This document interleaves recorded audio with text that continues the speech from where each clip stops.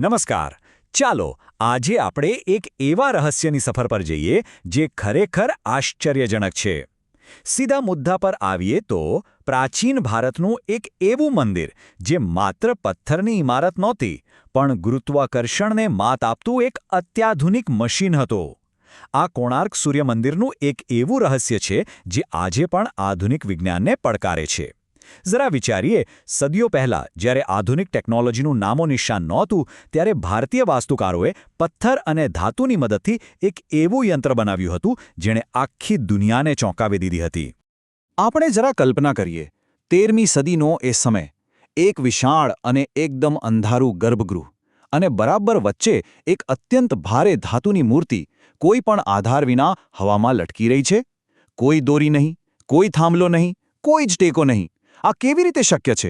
શું આ કલ્પના બહારની કોઈ જાદુઈ ઘટના હતી કે પછી એક અત્યંત ઉચ્ચ કક્ષાનું ભૌતિક વિજ્ઞાન? આ જ સવાલ સદીઓથી ઇતિહાસકારોને સતાવી રહ્યો છે અને આજે આપણે તેની પાછળનું સાચું વિજ્ઞાન સમજવાના છીએ. હવે આ બાબત ખરેખર વિચારવા જેવી છે.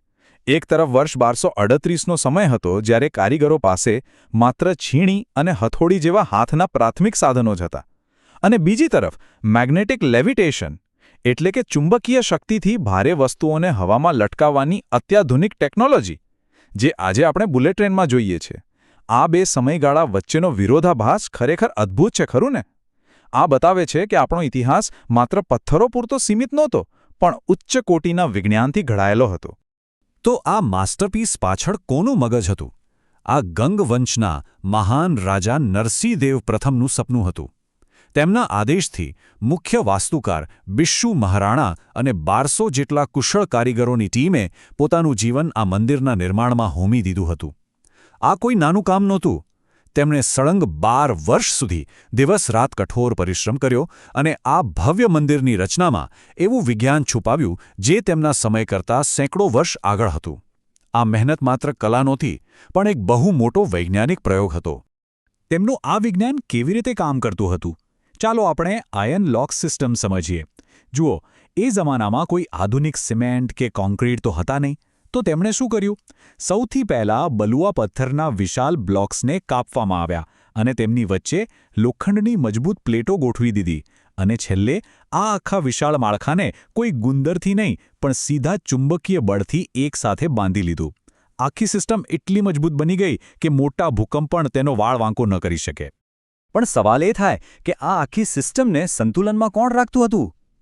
આંકડો સાંભળીને ચોંકી જવા એવો છે. 52 ટન! જી હા, આ એન્જિનિયરિંગનું સ્કેલ ખરેખર વિશાળ હતું. મંદિરના બરાબર શિખર પર 52 ટનનો એક મહાકાય ચુંબકી પથ્થર એટલે કે લોડસ્ટોન લગાવવામાં આવ્યો હતો. જરા વિચારો, 200 ફૂટથી વધુ ઊંચાઈ પર 52 ટન વજન લઈ જવું અને તેને બરાબર મધ્યમાં ગોઠવવું. આ એક જ મુખ્ય ચુંબક આખા મંદિરને તેની વચ્ચે ગોઠવાયેલી લોખંડની પ્લેટો દ્વારા સંપૂર્ણ સંતુલનમાં પકડી રાખતો હતો. હવે આનાથી થયું શું? શિખર પર રહેલો આ ભારે ચુંબક અને દિવાલોમાં રહેલી લોખંડની પ્લેટો, આ બધાએ મળીને અંદરના ભાગમાં એક ડાયામેગ્નેટિક ફિલ્ડ ઊભું કર્યું. સરળ શબ્દોમાં કહીએ તો એક એવું શક્તિશાળી ચુંબકીય વાતાવરણ જ્યાં સમાન ચુંબકીય ધ્રુવો એકબીજાની સામે આવે ત્યારે તે એકબીજાને દૂર ધકેલે છે. પરિણામે એક એવું ઝોન બન્યું જ્યાં ભારે વસ્તુ પણ હવામાં સ્થિર રહી શકે. આ કોઈ પ્રાચીન જાદુ નહોતો, પરંતુ શુદ્ધ, સચોટ અને અત્યંત તાર્કિક વિજ્ઞાન હતું. આ જ વિજ્ઞાનને કારણે શું અદ્ભુત દ્રશ્ય સર્જાતું હશે તે વિચારીએ. દીવાના આછા પ્રકાશમાં જ્યારે કોઈ શ્રદ્ધાળુ અંધારા ગર્ભગૃહમાં પ્રવેશે ત્યારે તે ચુંબકીય ચેમ્બરની બરાબર વચ્ચે ભગવાન સૂર્યદેવની અષ્ટધાતુની મૂર્તિ હવામાં લટકતી જોતો.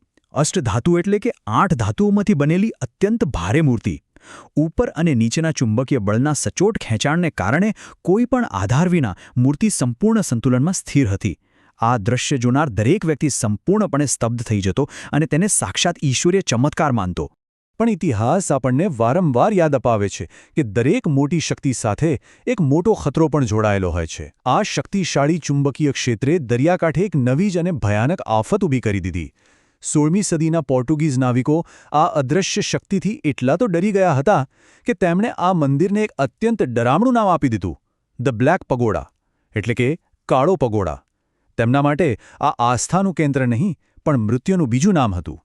આ નામ પાછળનું કારણ બહુ ગંભીર હતું. બંગાળની ખાડીમાં આ મંદિરનું ચુંબકીય ક્ષેત્ર દરિયાઈ મુસાફરી કરતા જહાજો માટે ભયંકર ખતરો બની ગયો. પેલો 52 ટનનો ચુંબક એટલો પાવરફુલ હતો કે નજીકથી પસાર થતા જહાજોના કંપાસ તરત જ કામ કરતા બંધ થઈ જતા, 100 ગોળ ગોળ ફરવા લાગતી. આના કારણે નેવિગેશન સંપૂર્ણપણે ફેલ થતું. રાતના અંધારામાં જહાજો પોતાનો રસ્તો ભટકી જતા અને દરિયાકિનારાના ખડકો સાથે ભટકાઈને ટુકડા થઈ જતા. આ માત્ર મશીનનો ખરાબ સમય નહોતો, આ સેંકડો નાવિકો માટે જળ સમાધિ સમાન હતું. પોતાનો જીવ અને પોતાના જહાજો બચાવવા માટે પોર્ટુગીઝ નાવિકોએ એક અંતિમ હિંમતભર્યું પગલું ભર્યું. તેમણે આ માત્ર કોઈ તોડફોડ કરવા નહોતું કર્યું, પણ આ તેમના પોતાના અસ્તિત્વને બચાવવા માટેનો એક અત્યંત જોખમી પ્રયાસ હતો. 227 ફૂટ ઊંચા ટાવર પર ચડીને તેમણે જીવના જોખમે પેલો 52 ટનનો વિશાળ ચુંબક ત્યાંથી હટાવી દીધો અને ચોરી ગયા, જેથી મંદિરની આ જીવલેણ ચુંબકીય શક્તિ હંમેશા માટે શાંત થઈ શકે. માત્ર એક સંતુલન હટાવવાથી આખું માસ્ટરપીસ કેવી રીતે નાશ પામ્યું તે સમજવા જેવું છે. 16મી સદીમાં જેવો આ મુખ્ય ચુંબક હટાવવામાં આવ્યો કે તરત જ પેલી અતૂટ ગણાતી આયર્ન લોક સિસ્ટમે પોતાનું મેગ્નેટિક બેલેન્સ ગુમાવી દીધું. પથ્થરો વચ્ચેની પકડ ઢીલી પડવા લાગી. ત્યારબાદના કેટલાક વર્ષોમાં જ 227 ફૂટ ઊંચો મુખ્ય ટાવર ધડામ કરતો જમીન પર તૂટી પડ્યો. છેવટે 1903માં બ્રિટિશ અધિકારીઓએ તેને સંપૂર્ણ રીતે ખંડેરમાં ફેરવાતો બચાવવા માટે એક કઠોર નિર્ણય લેવો પડ્યો. અને એ નિર્ણય શું હતો?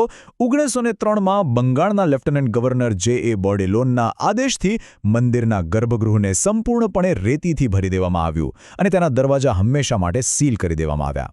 આજે 120 વર્ષ કરતાં વધુ સમય વીતી ગયા પછી પણ તે ઐતિહાસિક ગર્ભગૃહ સંપૂર્ણપણે રેતીથી ભરેલું છે અને આધુનિક દુનિયાથી બિલકુલ કપાયેલું છે.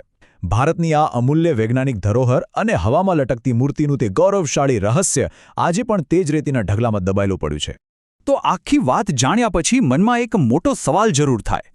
જો 13મી સદીના ભારતમાં આવું અદ્ભુત અને ગુરુત્વાકર્ષણને માત આપતું મશીન બની શકતું હોય, તો આ રેતીની નીચે બીજા કયા અત્યાધુનિક ટેકનોલોજીકલ રહસ્યો છુપાયેલા હોઈ શકે? દુનિયાભરમાં આવા અન્ય કેટલા પ્રાચીન આર્કિટેક્ચરલ મશીનો હજુ પણ આપણી નજરથી દૂર હશે? આ વિચાર જ આપણને આપણા પ્રાચીન ઇતિહાસને એક નવી નજરે જોવા માટે મજબૂર કરે છે અને એક નવી જિજ્ઞાસા જગાવે છે. આ સફરમાં અમારી સાથે જોડાવા બદલ ખૂબ ખૂબ આભાર.